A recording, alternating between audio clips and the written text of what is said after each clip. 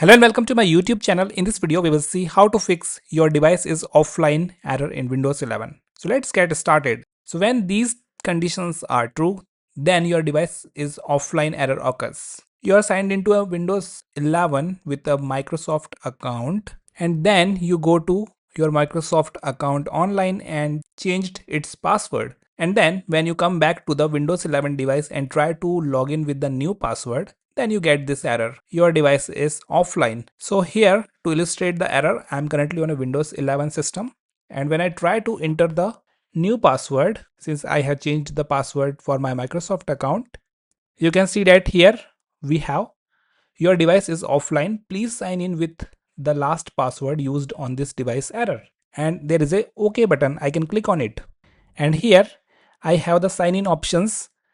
And if I click that, I have only two sign in options. One is the Microsoft account password and another is the PIN. Even if I try to sign in with the PIN, you can see that I have here the another error which says this sign in option is disabled because of failed sign in attempts or repeated shutdowns. So in this way, I am currently logged out because I cannot use PIN to sign in and I cannot use the new Microsoft account password to sign in. So how to get this resolved? Let's see. So here is the first solution. The first solution is very straightforward. If you remember the last password before changing your Microsoft account's password, the last password you were keep using to log into this Windows 11 device, if you remember that, simply put that password. And here I used that and it simply signed me into the account and you can see that I am on the desktop. So this is the first solution you can try. In case if you do not remember the last used password, here is the second solution. Make sure that you are connected to the internet while performing these steps. So here I am connected to the internet. Just simply click on the I forgot my password link there. And here you will get the verify your identity.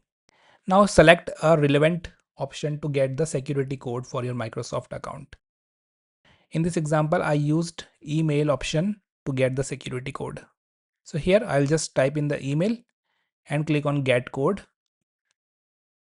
And once you receive the security code from Microsoft account team, you can simply enter it to this window. After this, you should be able to set up the new password from this window itself. And once you set up the new password, you can use that to directly log into this device. And after that, you can keep using the new password to log into this device and you will no longer face this error. In case if you still face the issue, do let me know in your comments. I'll be happy to help you. And that's it for now in this video. Thanks for watching it. If you found it helpful, do like it, share it, and I'll see you in the next video.